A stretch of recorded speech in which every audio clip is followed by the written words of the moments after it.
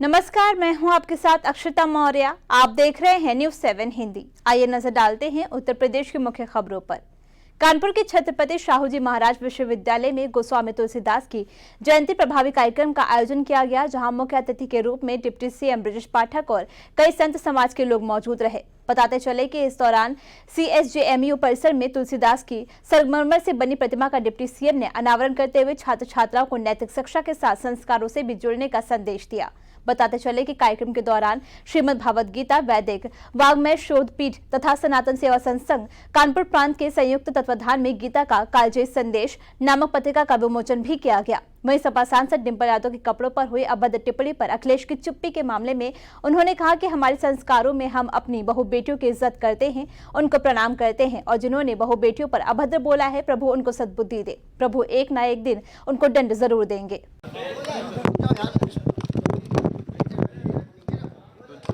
आज तुलसी जयंती के अवसर पर पूरे प्रदेशवासियों को बहुत बहुत बधाइयाँ, शुभकामनाएं देता हूं। बाबा तुलसीदास जी ने रामचरितमानस की रचना करके घर घर प्रभु राम को पहुंचाने का काम किया। प्रभु राम की कृपा पूरे प्रदेश पर बरसे और प्रदेश चरमोत्कर्ष पर, डेवलपमेंट के मामले में पूरे राष्ट्र में नंबर 1 पर आए, ऐसा मैं प्रभु राम के चरणों में नमन करता हूं। बाबा तुलसीदास जी की स्मृतियों को मैं ताज़ा करते हुए, श्रद्धा सुमन अर्पित करते हुए पुनः मैं हृदय की गहराइयों से उनके चरणों में वंदन करता हूँ।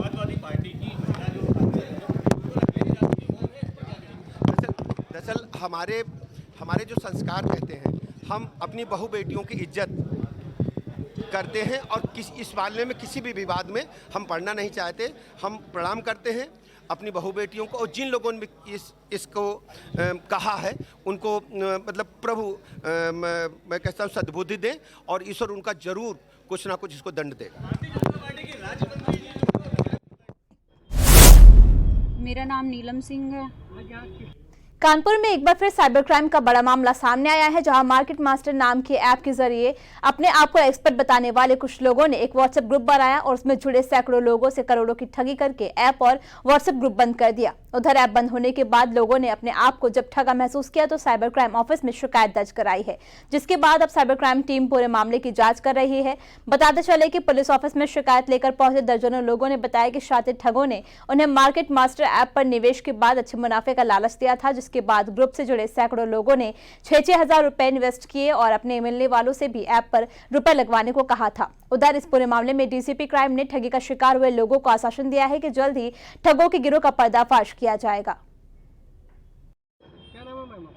मेरा नाम नीलम सिंह है।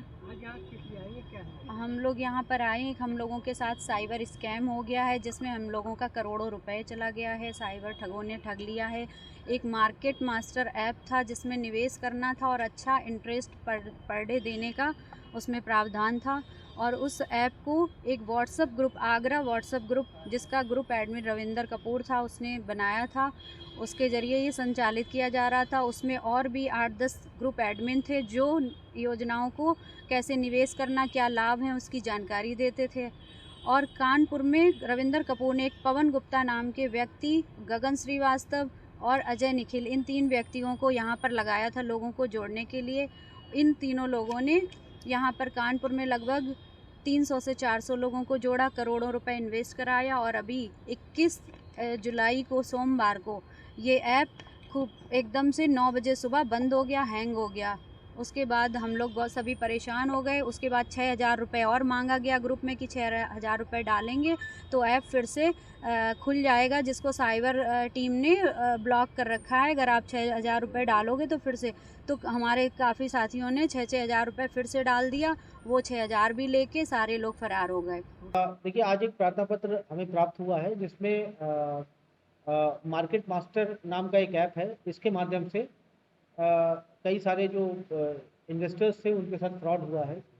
ये एक फेक इन्वेस्टमेंट स्कीम के नाम पर ये व्हाट्सएप ग्रुप चलाते थे। उस व्हाट्सएप ग्रुप में ये अपने आप को एक्सपर्ट्स बताते थे, शेयर मार्केट के एक्सपर्ट बताते थे, और उसमें जो प्रतिभागी हैं उस व्हाट्सएप ग्रुप के, उसको ये लोग शेयर बाज़ार में निवेश करने के लिए बोलते थे। कई सारे जो इन्वेस्टर्स थे उन लोगों ने अलग अलग, जहाँ पर भी इन लोगों ने बताया, जिस भी शेयर से बताया उसमें इन लोगों ने इन्वेस्ट किया। लेकिन वो जो इन्वेस्टमेंट अमाउंट था वो किसी जेन्युइन शेयर्स में न जा करके वो इनके निजी खातों में जाता था।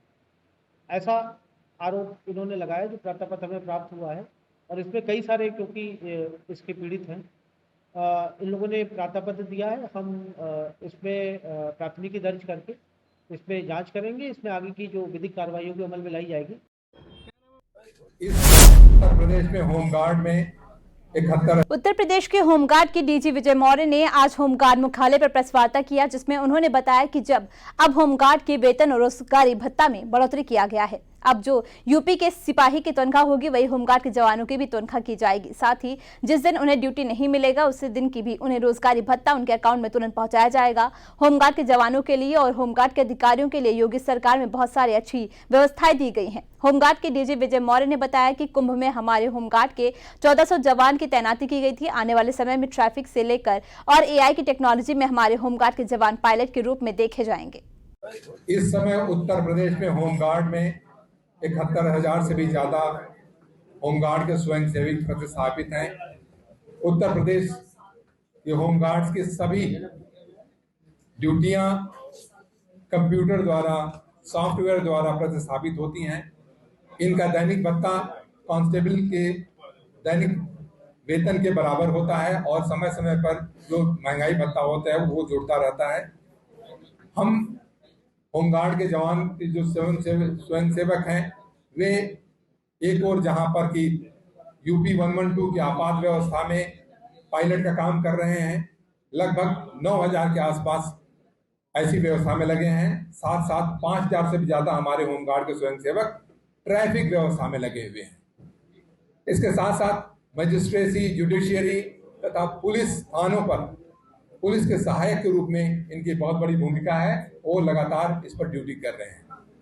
होमगार्ड के ट्रेनिंग को और ज्यादा गुणवत्तापूर्ण करने के लिए इनकी ट्रेनिंग अवधि को 42 दिन से बढ़ाकर 90 दिन कर दिया गया है। सरकार ने काफी ट्रेनिंग सेंटर सैंक्शन किए हैं। 12 स्थानों पर ट्रेनिंग कराई जा रही है और 2 नए ट्रेनिंग सेंटर भी अंडर कंस्ट्रक्शन है। कुल मिलाकर के इन्हें नए वेपन जैसे इंसास की ट्रेनिंग के लिए भी प्रयास किए जा रहे हैं और साथ साथ होमगार्ड्स को जो मैंडेट है आपदा प्रबंधन में उसके लिए तैयार किया जा रहा है। प्रत्येक जिले में राहत आयुक्त के द्वारा व्यवस्थापित ट्रेनिंग में इनकी ट्रेनिंग कराई जा रही है और अब इस समय लगभग 4,000 से ज्यादा होमगार्ड के स्वयंसेवक आपदा प्रबंधन में ट्रेनिंग कर चुके हैं। इनका कभी भी उपयोग कोई भी आपदा आने पर किया जा सकता है। इसके साथ साथ हम लोगों ने बेसिकली आप ये कह सकते हो कि एआई का तो हर जगह जुड़ रहा है। यही विभाग है जो कि आप कह सकते हैं कि शायद उत्तर प्रदेश शासन का कोई विभाग हो जहां पर कि इतना ज्यादा डिजिटलाइजेशन हुआ है। तो इनके ड्यूटी डिप्लॉयमेंट और सारी चीजें हम निश्चित रूप से सॉफ्टवेयर के माध्यम से कर रहे हैं और भविष्य में यदि कोई अन्य चीजें आती हैं तो उसको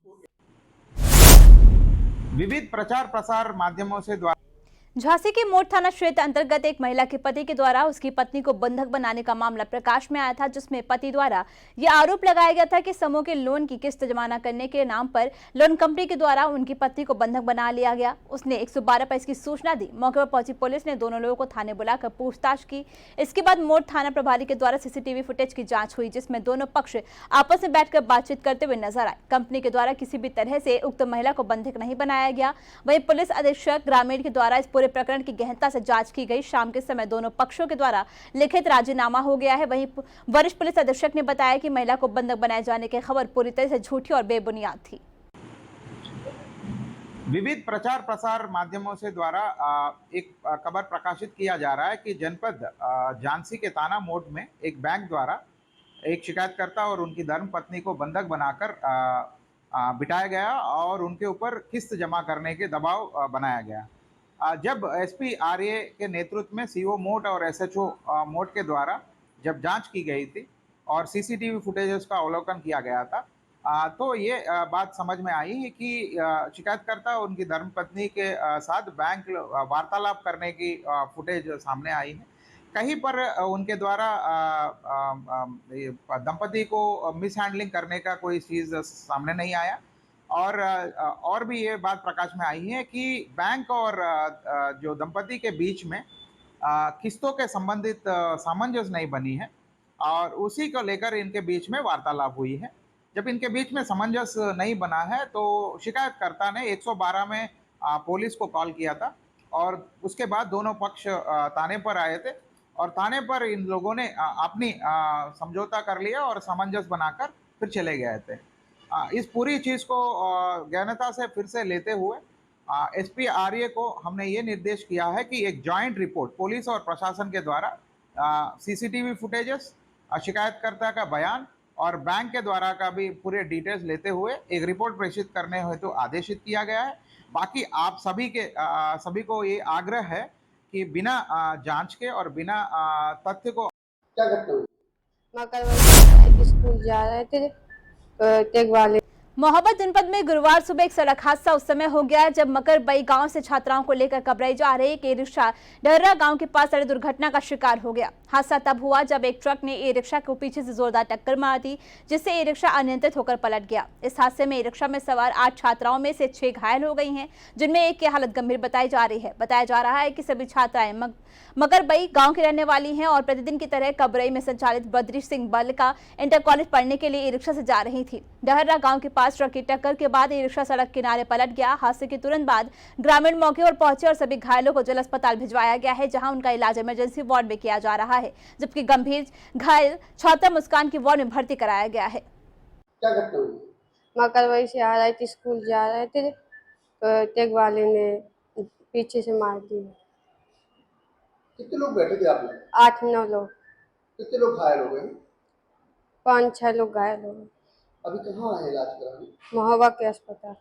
डहरा गांव में आज सुबह स्कूली बच्चियां स्कूल जा रही थी तो एक दुर्घटना में बच्चियां घायल हो गई थी, जिनमें 2 प्राथमिक उपचार के बाद स्वस्थ हैं, उनके गार्जियंस आ गए, वो अपने घर जा रही हैं। एक बच्ची मुस्कान जो है उसको थोड़ी सी चोट है, उसे वार्ड में भर्ती किया गया है, उसे भी प्रॉपर चिकित्सा दे करके और स्वस्थ होने पर उसे घर भेज दिया जाए। क्या घटना हुई? मकरबई से आ रहे थे, स्कूल जा रहे थे। उत्तर प्रदेश की मुख्य खबरों में फिलहाल इतना ही। बने रहिए न्यूज़ 7 हिंदी के साथ।